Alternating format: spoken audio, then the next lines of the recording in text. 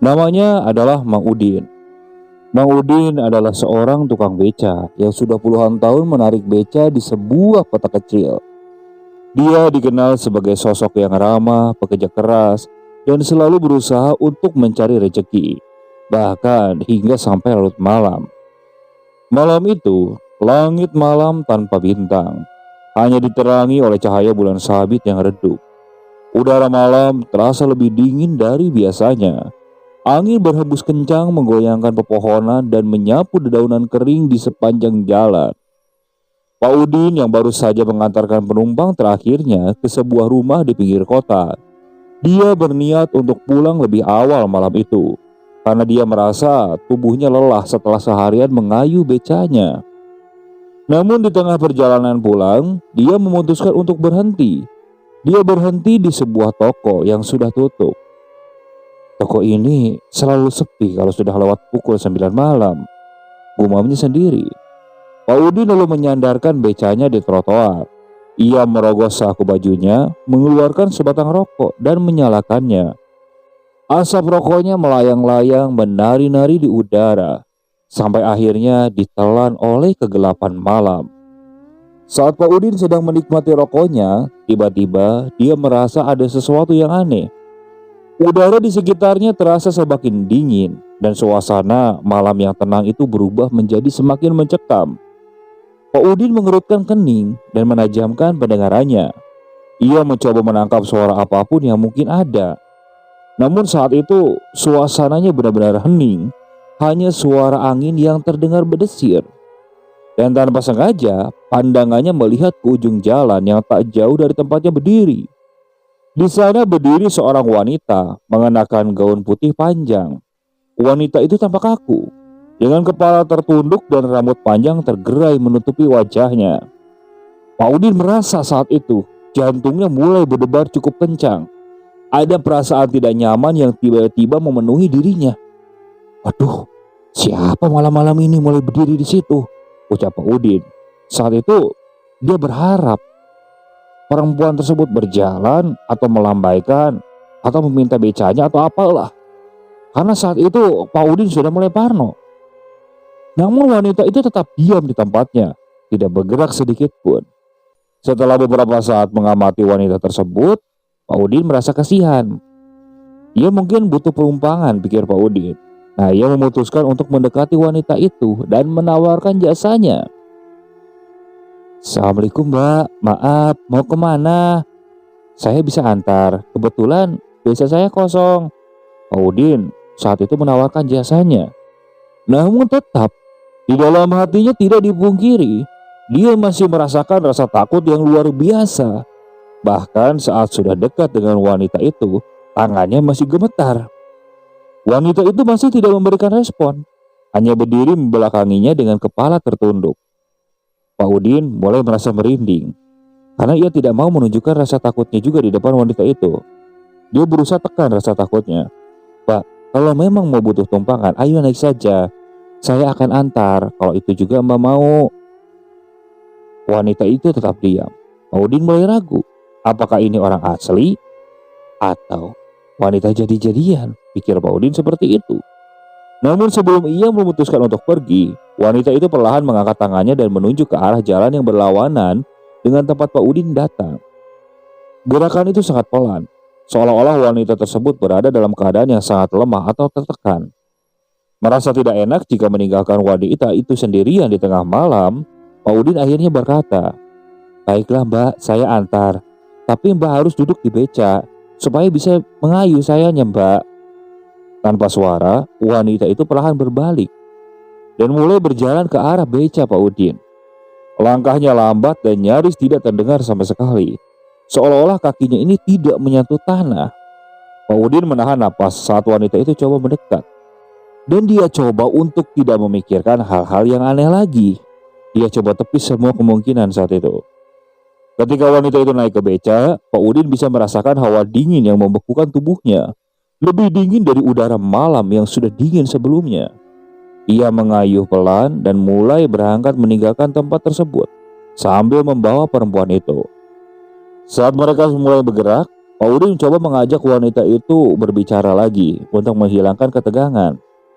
"Mbak, kalau boleh tahu mau kemana? Sepertinya jalan ini cukup sepi. Saya jarang lewat sini malam-malam, Mbak." Wanita itu tetap tidak menjawab, hanya duduk diam dengan kepala tertunduk. Pak Udin mulai merasa tidak nyaman. Dia terus mengayuh becanya, berharap bisa segera sampai di tempat tujuan dan menyelesaikan perjalanan yang aneh ini. Namun semakin jauh mereka berjalan, semakin asing jalan yang mereka lewati. Pak Udin tidak mengenali tempat itu sama sekali. Jalan yang biasanya ramai oleh kendaraan dan orang lewat, kini berubah menjadi sunyi dan gelap. Hanya ada pepohonan tinggi di kedua sisi jalan, dengan cahaya lampu jalan yang redup. Hampir tidak cukup terang untuk mencapai jalan. Pak Udin semakin gelisah. Ia coba melihat wajah wanita itu. Tetapi panjangnya rambut masih menutupi wajahnya. Dengan perasaan yang semakin tidak tenang, Pak Udin mengayuh lebih cepat, berharap bisa segera tiba di tempat tujuan dan berpisah dengan wanita misterius ini. "Ya Tuhan, semoga ini bukan seperti cerita-cerita seram yang pernah kudengar," bisik Pak Udin di dalam hatinya.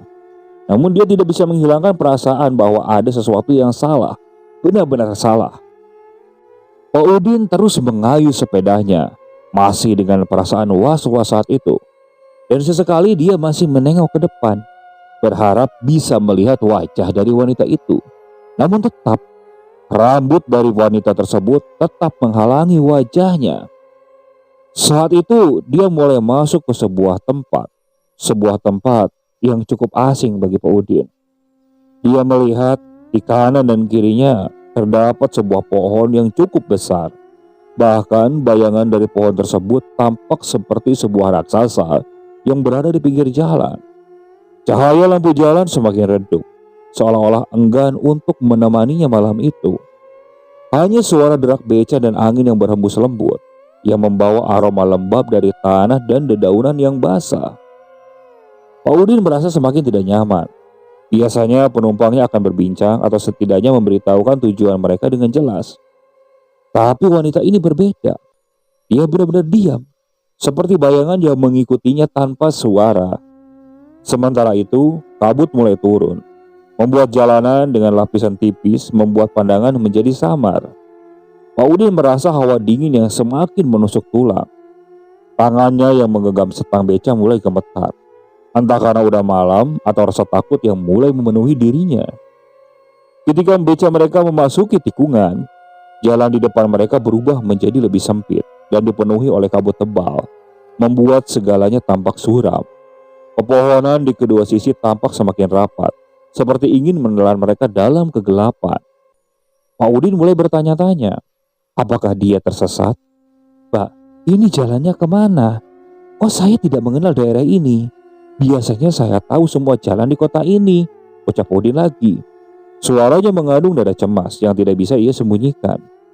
Wanita itu akhirnya bereaksi, tetapi dilihat dengan cara yang diharapkan oleh Pak Udin. Dia perlahan mengangkat tangannya dan menuju ke arah yang lebih jauh di depan, ke sebuah jalan kecil yang tampak semakin tertutup oleh kabut. Gerakannya masih pelan, seolah-olah ia berada di dalam mimpi, tidak sepenuhnya sadar akan sekelilingnya.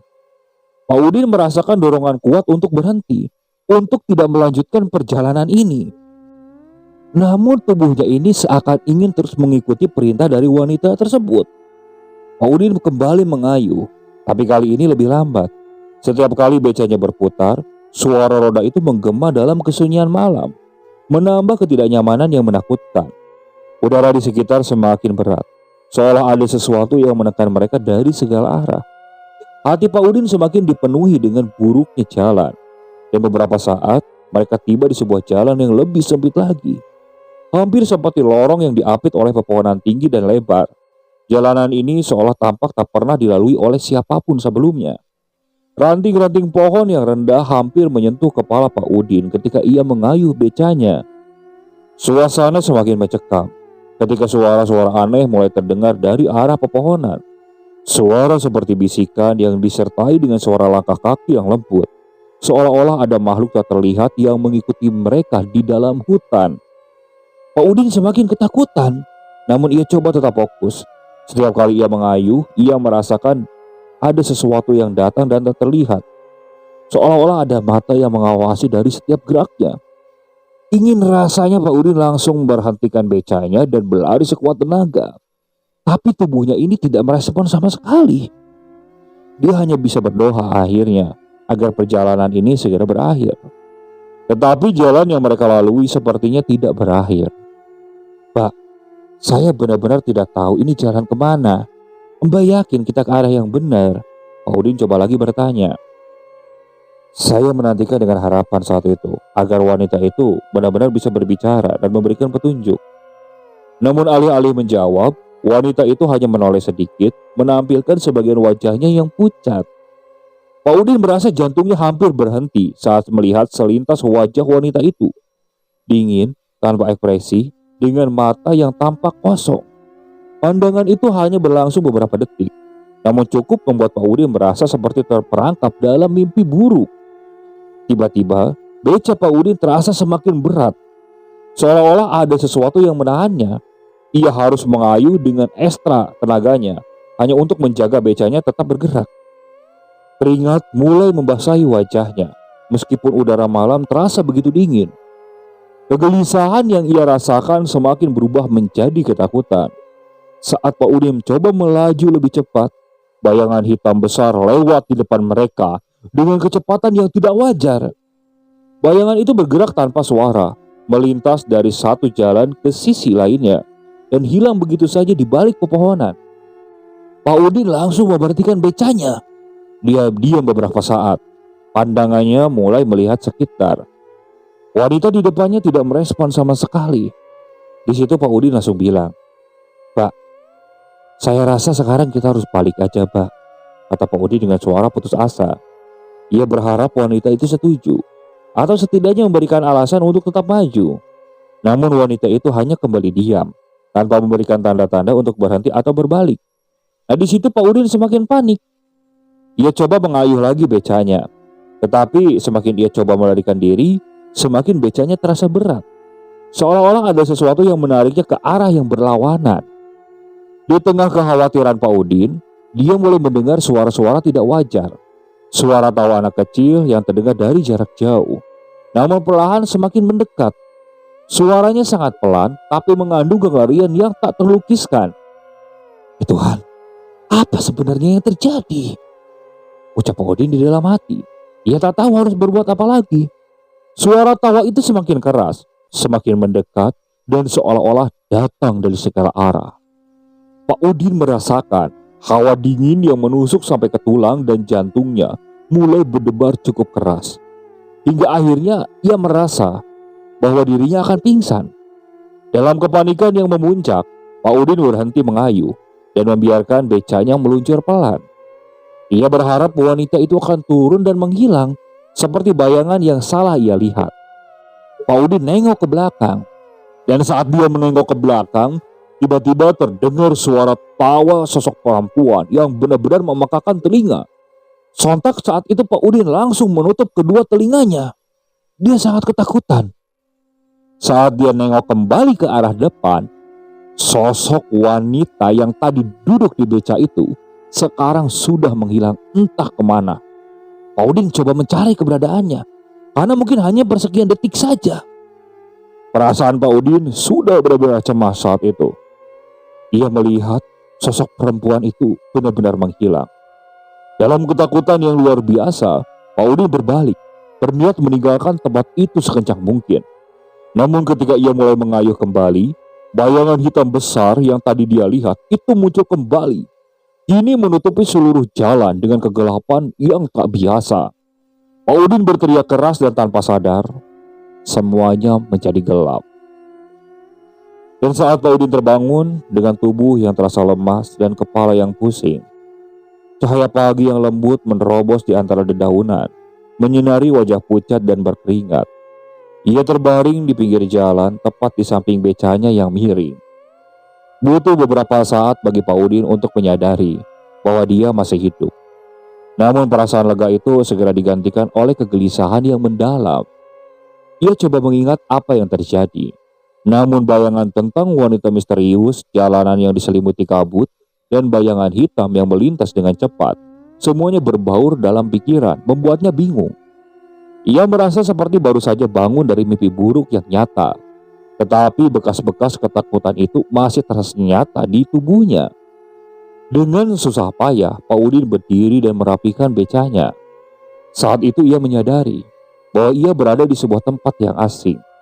Sebuah persimpangan jalan kecil di tengah hutan yang belum pernah ia lihat sebelumnya. Tak ada tanda-tanda kehidupan di sana. Tak ada rumah, tak ada kendaraan, hanya pepohonan yang tinggi dan jalan setapak yang jarang dilalui. Pak Udin mulai menggosok-gosok tangannya yang dingin. Aduh, di mana ini? Bagaimana aku bisa sampai di sini?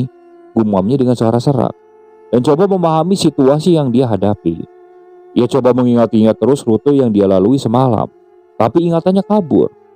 Yang ia ingat hanyalah ia mengikuti wanita itu menuju jalan yang semakin gelap dan aneh. Dan kemudian ia tak yakin apa yang terjadi setelah itu. Mungkinkah dia pingsan, atau mungkin semua itu hanyalah mimpi buruk yang terlalu nyata.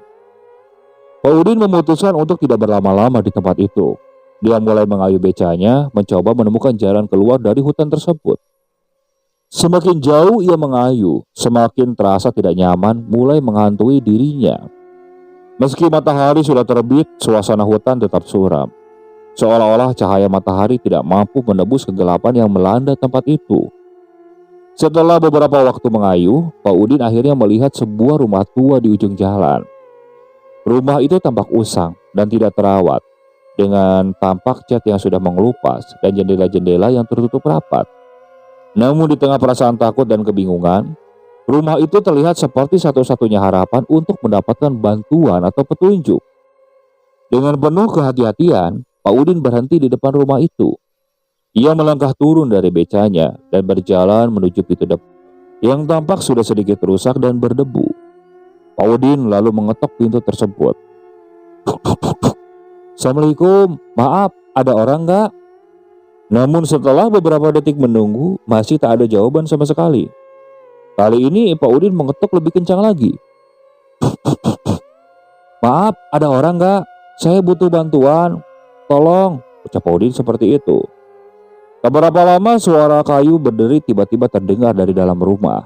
Dan Pak Udin bisa mendengar suara langkah kaki yang perlahan mendekat ke arah pintu. Setelah beberapa saat, pintu pun terbuka dengan pelan, menunjukkan seorang lelaki tua yang tampak ringkih dengan wajah keriput dan mata yang sayu. Lelaki itu mengenakan pakaian lusuh yang tampak sudah lama tak diganti. Ada apa? Kamu siapa? Tanya lelaki tua itu. Saya Udin, Pak. Saya tukang beca dari kota. Saya tersesat di sini, Pak. Tadi malam ada sesuatu yang aneh yang terjadi dan tiba-tiba saya terbangun di jalan ini. Jawab Udin seperti itu. Jawab Pak Udin sambil menjelaskan situasi yang terjadi saat itu. Lelaki tua itu langsung mengerutkan dahi, seolah-olah coba memahami kata-kata Pak Udin.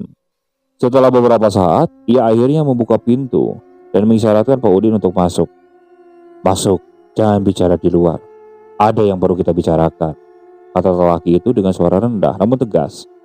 Pak Udin ragu sejenak, tetapi dia merasa tidak punya pilihan lain. Dia melangkah masuk ke dalam rumah yang tampak gelap dan berdebu. Suasana di dalam rumah terasa dingin, meski di luar sudah mulai siang. Aroma kayu tua dan debu memenuhi udara, memberikan kesan bahwa rumah ini sudah lama tidak dihuni dengan baik. Duduklah di sana, ujar lelaki itu sambil menunjuk ke sebuah kursi kayu yang dekat dengan perapian yang sudah padam. Pak Udin duduk dengan canggung. Matanya mengamati sekeliling ruangan yang dipenuhi oleh barang-barang tua dan buku-buku yang tertata rapi di rak kayu. Sedangkan lelaki tua itu duduk di kursi seberangnya dan mengamati Pak Udin dengan lengkungan dan sulit diartikan. Setelah beberapa saat, ia mulai berbicara dengan suara berat. Kau bilang kau tersesat di sini. Tapi aku rasa bukan hanya itu yang terjadi. Apa yang kau alami malam ini, Pak Udin? Pak Udin lalu menghela napas panjang. Coba menenangkan pikirannya yang sebelumnya ia ceritakan yang ia alami. Saya mengayuh beca seperti biasa, Pak. Mencari penumpang sampai larut malam. Lalu saya bertemu dengan seorang wanita di pinggir jalan. Ia berdiri di sana sendirian. Saya menawarkan tumpangan. Tapi setelah itu semuanya menjadi aneh, Pak. Jalannya semakin gelap dan asing. Lalu saya merasa ada sesuatu yang tidak beres. Wanita itu, dia tidak banyak bicara, hanya menunjuk jalan, dan tiba-tiba saya tidak ingat apa-apa lagi, Pak. Lelaki tua itu mendengarkan dengan penuh perhatian. Sesekali mengangguk seolah-olah dia sudah menduga apa yang diceritakan oleh Pak Udin. Wanita itu, apa kamu lihat wajahnya? Tanyanya dengan nada serius. Pak Udin terdiam sejenak. Ia mengingat kembali momen ketika ia melihat sekelintas wajah wanita itu. Iya, saya melihat wajahnya, Pak. Tapi hanya sebentar. Wajahnya pucat, matanya tampak kosong. Seperti gak ada kehidupan deh, Pak. Lelaki tua itu kembali berbicara. Kamu bukan yang pertama, Pak Udin. Sudah banyak yang mengalami hal serupa. Wanita itu bukanlah manusia. Dia adalah arwah gentayangan yang sering muncul di sekitaran jalan ini. Mereka bilang dia adalah arwah seorang wanita yang meninggal dengan tragis bertahun-tahun yang lalu. Dan sejak itu rohnya tidak pernah tenang. Dia sering muncul di malam hari, mencari orang yang bisa dia bawa ke alamnya yang penuh dengan kegelapan. Pak Udin merasa darahnya membeku mendengar penjelasan dari lelaki tua itu. Dia tidak pernah menyangka bahwa pengalaman anehnya yang terjadi tadi malam bisa menjadi sesuatu yang lebih mengerikan lagi. Apa maksud Bapak? Arwahnya gentayangan. Tapi saya masih hidup kan, Pak? Bagaimana mungkin saya kok bisa selamat, Pak? Tanya Pak Udin dengan suara gemetar dan cemas. Lelaki itu menarik napas panjang, seolah-olah mencari cara untuk menjelaskan sesuatu yang sulit diterima oleh akal sehat. Kamu selamat, Pak Udin. Karena ada sesuatu di dalam dirimu yang menolak untuk menyerah. Mungkin doa-doa yang kau panjatkan tadi malam, atau mungkin karena kau masih memiliki alasan kuat untuk tetap hidup. Namun tidak semua orang seberuntung Anda. Banyak yang tidak pernah kembali setelah bertemu dengan arwah wanita itu. Pak Udin merasakan jantungnya berdebar cukup hebat. Lalu apa, Pak, yang harus saya lakukan, Pak? Bagaimana cara saya kembali ke kota, Pak? Lelaki tua itu menatap Pak Udin dengan penuh kasihan. Kau harus pergi dari sini, Pak Udin. Jangan biarkan dirimu bertahan lebih lama di tempat ini. Jalan ke kota mungkin sulit ditemukan. Tapi jika kamu tetap tenang dan tidak membiarkan rasa takut menguasai dirimu, kamu bisa keluar dari hutan ini. Pak Udin mengangguk. Meskipun hatinya dipenuhi oleh rasa takut dan kebingungan. Dia berdiri dengan gemetar dan bersiap meninggalkan rumah itu. Tapi Pak Udin, tambah lelaki tua itu sebelum Pak Udin melangkah keluar. Jika kamu merasa ada sesuatu yang mengikutimu di belakang, jangan pernah menoleh apapun yang terjadi. Teruslah berjalan sampai kau keluar dari hutan ini. Kalimat terakhir dari lelaki tua itu benar-benar terngiang-ngiang di kepala Pak Udin. Pak Udin lalu pamit dan pergi ke becanya. Dia lalu kayu becanya tersebut meninggalkan rumah tua tersebut. Di sepanjang jalan, perasaan Pak Udin mulai panik, cemas, takut, semuanya bercampur menjadi satu.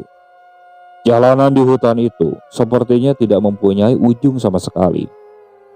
Tak berapa lama dia setelah meninggalkan rumah tua itu, Pak Udin merasa kalau di belakangnya itu seperti ada bayang-bayang yang mengikutinya di antara pepohonan. Semakin jauh Pak Udin meninggalkan tempat tersebut, semakin berat juga ia mengabaikan peringatan dari lelaki tua itu. Perasaannya berkata ingin nengok ke belakang, tapi terus ia tahan. Angin mulai berhembus kencang, membawa suara-suara yang tidak jelas dari dalam hutan. Daun-daun berbisik seolah-olah memperingatkan Pak Udin untuk segera keluar. Namun jalanan di depannya itu tampak semakin panjang dan semakin gelap. Seolah-olah hutan ini tidak ingin melepaskannya begitu saja. Pak Udin mulai ketakutan saat itu. Ya Tuhan, tolong bantu aku ya Allah, bisiknya dengan lirih. Ia berharap doanya akan didengar di tengah kesunyian yang mencekam itu. Ia terus mengayuh tanpa henti, tanpa menoleh, meskipun perasaannya mengatakan bahwa di belakang ada yang mengejarnya. Jalanan di depannya itu sedikit demi sedikit mulai terang. Pak Udin yang awalnya jalanan itu seperti tanpa akhir, kini mulai melihat cahaya terang dari jarak yang lumayan jauh. Namun setidaknya itu memberikan harapan. Dengan segenap tenaga yang tersisa, Pak Udin mengayuh lebih cepat. Hingga akhirnya dia keluar dari hutan dan kembali ke jalanan yang dia kenal. Hatinya berdebar-debar dengan perasaan lega yang luar biasa. Namun ia tahu bahwa pengalaman ini akan terus menghantuinya seumur hidup. Saat dia melihat ke belakang untuk terakhir kalinya, hutan itu tampak sunyi dan gelap, seolah-olah tak pernah ada apapun yang terjadi di sana. Tetapi Pak Udin tahu, dalam kegelapan hutan itu, ada sesuatu yang masih mengintai, menunggu korban berikutnya yang mungkin tidak seberuntung dirinya. Setelah keluar dari hutan yang penuh misteri, Pak Udin tidak langsung kembali ke rumahnya. Dia merasa tidak nyaman dengan pikirannya yang masih dipenuhi dengan bayangan kejadian aneh yang baru saja dia alami. Cahaya pagi yang seharusnya membawa rasa tenang justru terasa tipis. Bahkan dia masih merasakan sesuatu yang takut. Dia mengayuh becanya tanpa tujuan pasti, hanya ingin menjauh dari tempat itu saja. Namun langkahnya berhenti ketika ia menyadari bahwa dia berada di sebuah tepian sungai kecil yang airnya tenang. Sungai itu adalah salah satu tempat yang sering dia lewati saat berangkat bekerja. Biasanya dia merasa damai ketika berada di sana. Tapi hari itu, kedamaian itu terasa berbeda. Ada sesuatu yang menggelisahkan dalam dirinya. Sesuatu yang belum bisa ia pahami sepenuhnya. Pak Udin duduk di tepi sungai, menatap air yang mengalir pelan, coba menenangkan dirinya. Kenapa semua ini terjadi padaku? Umumnya pelan. Seolah-olah dia berbicara kepada dirinya sendiri.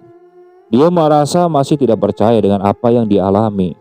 Bagaimana bisa wanita misterius itu muncul di malam hari dan membawanya ke dunia yang begitu asing? Saat ia duduk di sana, pikirannya melayang ke masa lalu. Ia coba mencari-cari dalam ingatannya sesuatu yang mungkin bisa menjelaskan pengalaman aneh yang baru saja ia alami. Dan perlahan-lahan, ingatan lama yang sudah terkubur dalam ingatannya mulai muncul ke permukaan. Belasan tahun yang lalu, ketika Pak Udin masih muda, ada seorang wanita di kampungnya yang terkenal karena kecantikannya. Namanya Ratna. Ratna adalah bunga desa, seorang gadis yang selalu menarik perhatian banyak lelaki. Namun Ratna tidak pernah menunjukkan kalimat minat ataupun dia tertarik pada siapapun. Ia lebih suka menghabiskan waktu sendirian, berjalan-jalan di sekitar desa dan duduk di tepian sungai sambil menikmati air yang mengalir. Pak Udin yang saat itu masih seorang pemuda diam-diam jatuh cinta pada Ratna. Ia sering melihat Ratna dari jarak jauh, tetapi tidak pernah punya keberanian untuk mendekatinya. Meskipun begitu, dia sering mendengar cerita-cerita tentang Ratna dari penduduk desa. Cerita yang penuh dengan misteri dan teka-teki. Ada yang mengatakan bahwa Ratna memiliki kekuatan aneh.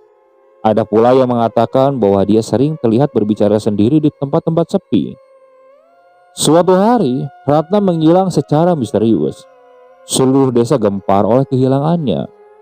Pencarian dilakukan selama berhari-hari. Namun tak ada satupun yang menemukan jejaknya. Yang tersisa hanyalah rumor-rumor aneh yang beredar di kalangan penduduk desa, bahwa Ratna telah diambil oleh makhluk halus atau dia sendiri yang memilih untuk menghilang dari dunia ini. Pak Udin saat itu merasa sangat terpukul dengan hilangnya Ratna, meskipun ia tidak pernah mengungkapkan perasaannya. Kehilangan Ratna meninggalkan luka mendalam di hatinya. Ia pernah benar-benar mencintai Ratna, meskipun waktu telah berlalu dan hidupnya terus berjalan. Saat ingatan ini muncul kembali, Pak Udin tiba-tiba merasa kalau semua ini ada hubungannya dengan pengalaman aneh yang baru saja dia alami. Tetapi dia tidak bisa memastikan apa hubungannya itu. Mungkinkah wanita yang ia temui semalam adalah Ratna? Atau mungkin hanya kebetulan belaka? Di tengah kebingungannya, suara seseorang memanggil namanya dari arah belakang. Pak Udin. Pak Udin menoleh dan terkejut. Di sana berdiri seorang pria yang tampak sedikit lebih muda darinya, dengan wajah yang terlihat khawatir. Pak Udin, kamu kenapa duduk di sini? Aku lihat becamu tadi, kukira kamu mungkin butuh bantuan. Pak Udin mengenali pria itu sebagai Pak Budi, seorang kenalannya yang juga bekerja sebagai tukang beca di kota itu. Mereka sering bertemu di pangkalan beca, berbagi cerita dan sesekali saling membantu jika salah satu dari mereka mempunyai masalah. Oh Pak Budi, Kirain saya siapa, ucap Pak Udin. Dia coba kembali menenangkan pikirannya yang kacau. Aku tak tahu harus memulai dari mana. Semalam ada sesuatu yang aneh terjadi padaku. Pak Budi duduk di samping Pak Udin, menatapnya dengan penuh perhatian. Coba ceritakan, mungkin aku bisa membantunya. Pak Udin kemudian menceritakan semuanya tentang wanita misterius yang ia temui, perjalanan ke jalan yang gelap dan aneh, serta bayangan hitam yang mengikutinya. Ia juga menceritakan pertemuannya dengan lelaki tua di rumah terpencil di tengah hutan, dan bagaimana ia akhirnya berhasil keluar dari tempat itu. Pak Budi mendengarkan dengan penuh perhatian, sesekali mengangguk. Setelah Pak Udin selesai bercerita, Pak Udin mulai menghela napas panjang.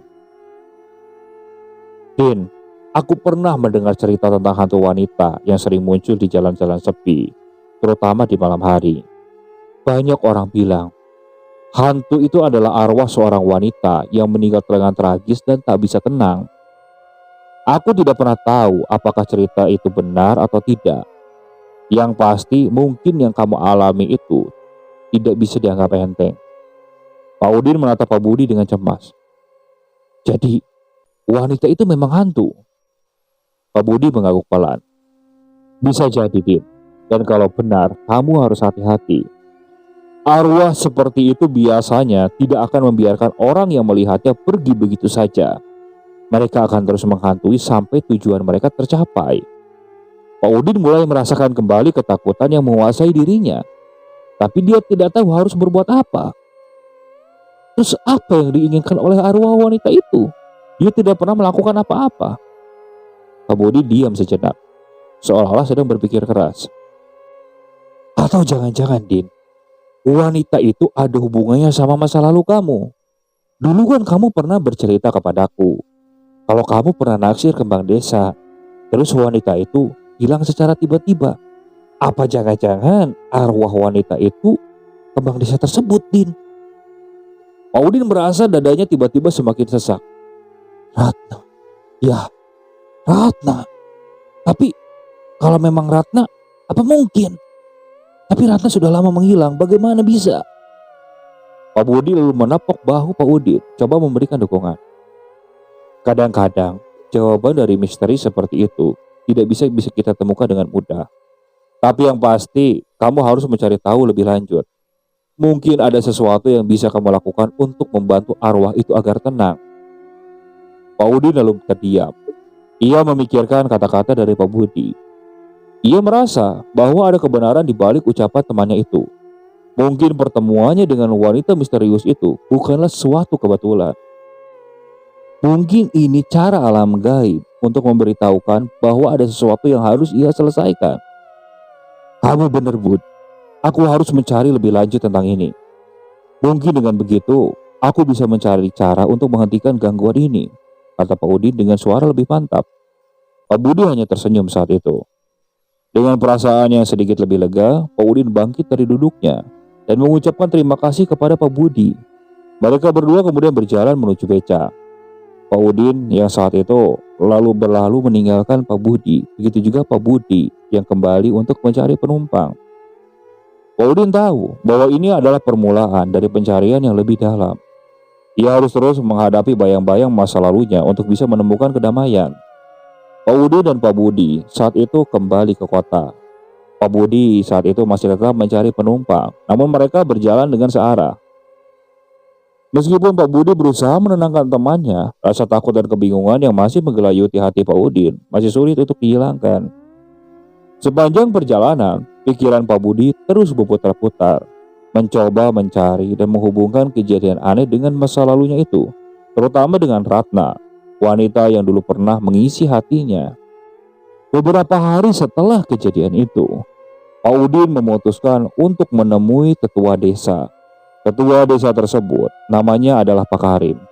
Pak Karim dikenal sebagai orang yang memiliki pengetahuan luas tentang sejarah desa dan kejadian-kejadian aneh di sekitarnya. Pak Karim adalah orang yang bijaksana. Meskipun usianya sudah lanjut, tapi ingatannya masih tajam. Ia sering menjadi tempat bertanya bagi warga yang mengalami hal-hal yang sulit dijelaskan. Saat itu Pak Udin tiba di rumah Pak Karim. Ia langsung mengetuk pintu tersebut.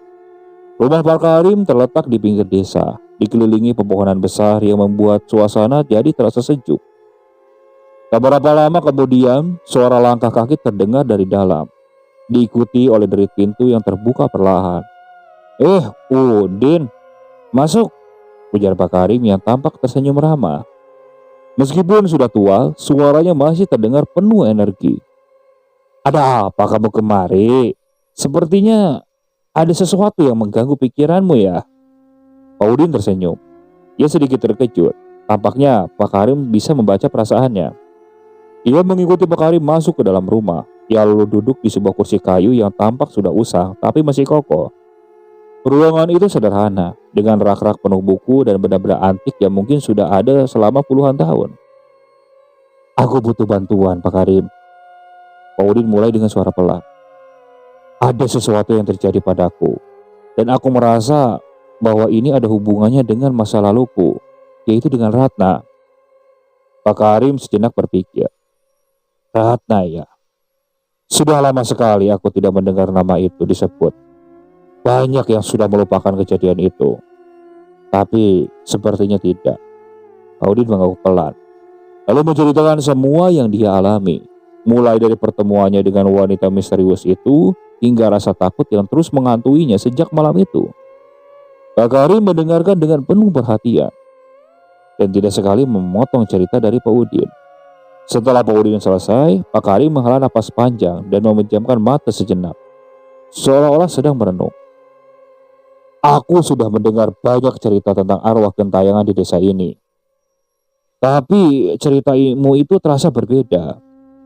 Jika benar arwah itu adalah Ratna, mungkin ada sesuatu yang belum selesai. Sesuatu yang menahan rohnya di dunia ini.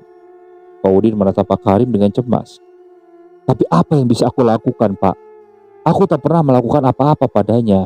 Aku bahkan tidak punya keberanian untuk berbicara dengannya saat dia masih hidup. Pak Karim tersenyum. Kadang-kadang masalahnya bukan tentang apa yang kamu lakukan, tapi tentang apa yang kamu lakukan. Ratna adalah seorang wanita yang penuh misteri. Banyak yang mengatakan dia memiliki kekuatan atau kemampuan yang tidak dimiliki oleh orang biasa. Mungkin di akhir hidupnya dia merasa ada sesuatu yang kurang. Sesuatu yang membuatnya tak bisa berjalan dengan tenang. Pak Udin mengerutkan keningnya, mencoba memahami maksud dari ucapan Pak Karim. Tapi bagaimana aku bisa mengetahui apa yang dia inginkan, Pak? Bagaimana aku bisa membantunya? Pak Karim berdiri dan berjalan ke arah sebuah lemari tua. Dia membuka lemari itu dengan hati-hati dan mengeluarkan sebuah kotak kayu kecil yang tampak sudah usang. Kotak itu dihiasi dengan ukiran-ukiran halus seperti benda kuno yang berharga. Kotak ini, kata Pak Karim sambil menyerahkannya kepada Pak Udin. Kotak ini adalah milik Ratna. Setelah dia menghilang, kotak ini ditemukan di tepian sungai, tempat di mana dia sering duduk sendirian. Tak ada yang tahu apa isinya, karena tak ada yang berani membukanya. Mungkin di dalamnya, kamu bisa menemukan jawabannya. Pak Udin menerima kotak itu dengan tangan sedikit gemetar. Ada sesuatu yang aneh dengan kotak tersebut.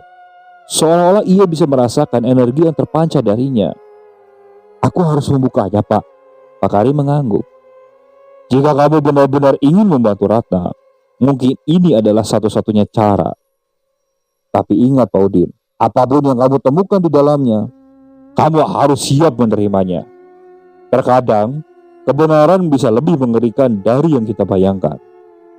Dengan perasaan cemas, Pak Udin mengucapkan terima kasih kepada Pak Karim. Dia lalu berangkat pulang dengan kotak itu di tangannya. Sesampainya di rumah, ia duduk di ruang tamu yang sederhana. Ia menatap kotak kayu yang tergeletak di atas meja. Malam semakin larut dan suara jangkrik di luar rumah memberikan irama monoton yang menambah suasana mencekam. Pak Udin menarik napas panjang. Dia lalu dengan hati-hati membuka kotak tersebut. Di dalamnya, dia menemukan sebuah kain putih yang dilipat rapi. Dan di bawah kain itu ada sebuah buku catatan kecil. Buku itu tampak usang, dengan halaman-halaman yang sudah mulai menguning karena dimakan waktu. Dengan tangan gemetar, Pak Udin membuka buku itu dan mulai membacanya. Halaman pertamanya hanya berisi tulisan tangan Ratna yang halus, mencatat tanggal-tanggal yang sepertinya sebuah diarinya. Pak Udin membalikkan halaman demi halaman, dan saat ia membaca, ada sebuah cerita yang mulai terungkap. Ratna menulis tentang kesetaraannya dan bagaimana ia merasa terasing dari orang-orang di sekitarnya.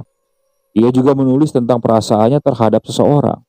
Seseorang yang selalu diam-diam memperhatikannya dari kejauhan. Pak Udin mulai merasakan jantungnya semakin berdebar cukup kencang. Ia menyadari bahwa orang yang dimaksud Ratna dalam tulisan itu adalah dirinya. Aku selalu melihatnya dari jauh. Tulisan Ratna di salah satu halaman. Mas Udin, pria yang sederhana tapi penuh pengertian. Aku berharap suatu hari ia akan mendekatiku. Tapi itu tidak pernah terjadi. Aku takut untuk memulainya. Takut jika dia tidak merasakan hal yang sama. Jadi aku hanya bisa menontonnya dalam diam. Pak Udin terdiam. Selama ini dia tidak pernah tahu bahwa Ratna memiliki perasaan yang sama dengannya. Dia merasa hatinya semakin berat. Seperti ada beban yang tak pernah ia sadari sebelumnya. Bagaimana mungkin dia tidak menyadari? Bagaimana mungkin mereka berdua sama-sama merasakan tapi tidak pernah berani mengungkapkannya? Di halaman terakhir buku itu, tulisan Ratna semakin tergesa-gesa dan tidak beraturan. Seolah-olah ia menulis dengan perasaan yang penuh tekanan. Malam ini, aku akan pergi ke sungai. Jika aku tidak kembali, mungkin itu tempat terbaik. Mungkin di tempat yang tenang ini, aku akan menemukan kedamaian. Pak Udin merasa ada sesuatu yang mengganjal di tenggorokannya. Dan tanpa sadar, air mata mulai menggenangi matanya. Ia tidak pernah tahu bahwa Ratna merasa begitu stres, begitu putus asa. Dan saat ini, arwah Ratna mungkin belum tenang karena perasaan yang tidak pernah tersampaikan itu. Dengan hati yang berat, Pak Udin memutuskan untuk pergi ke tepi sungai, tempat Ratna sering menghabiskan waktu. Malam itu bulan bersinar penuh, mencapai jalan dengan cahaya pucat yang menambah suasana mencekam. Pak Udin berjalan dengan langkah berat, membawa buku catatan itu bersamanya. Saat tiba di tepi sungai, Pak Udin duduk di tempat yang sama, di mana Ratna sering duduk. Dia membuka buku itu lagi, membaca halaman terakhir yang ditulis dengan penuh emosi. Angin saat itu berhembus cukup lembut, seolah membawa bisikan-bisikan yang tak bisa ia pahami. Ratna, Ratna, ucap Pak Udin. Aku tak pernah tahu. Aku minta maaf. Jika saja aku berani, mungkin semuanya akan berbeda, Ratna, Ratna, ucap Pak Udin dan mulai menangis. Malam itu di tepi sungai yang sunyi, Pak Udin merasa kehadirannya tak kasat mata di sekitarnya. Dia menutup mata dan mencoba merasakan, mencoba berbicara dalam diam kepada Ratna, arwah yang mungkin terperangkap di dalam dunia ini karena cinta yang tak pernah terungkap. Ratna, jika kau mendengarku, aku ingin tahu bahwa aku juga menyayangimu. Maafkan aku karena aku tak punya keberanian untuk mengutarakannya saat itu. Maafkan aku, Ratna, maafkan. Tak ada suara yang menjawab. Hanya gemecik angin dan suara air yang mengalir pelan. Namun di dalam hati Pak Udin, dia merasa bahwa Ratna mungkin sudah mendengar dan menerima kata-katanya itu.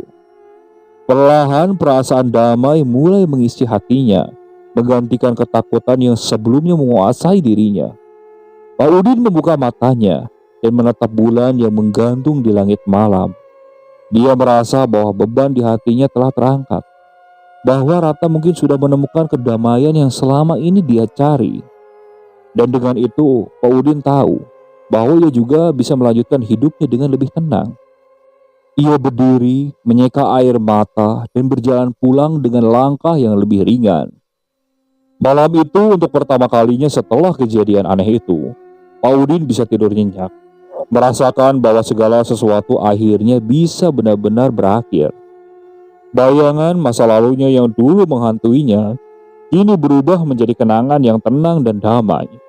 Ratna, wanita yang dulu ia kagumi dalam diam, kini bisa beristirahat dengan tenang dan begitu pula dengan dirinya. Oke, sekian untuk cerita kali ini. Saya mohon maaf apabila masih banyak kekurangan dalam pembawaan ceritanya. Saya ucapkan terima kasih juga kepada para penonton yang masih terus mendukung cerita dari channel Keramat Horor ini. Semoga kalian selalu diberikan kesehatan, dilancarkan rezekinya, dan dijauhkan dari musibah. Terus ikuti cerita yang dibawakan oleh channel Keramat Horor ini. Assalamualaikum warahmatullahi wabarakatuh.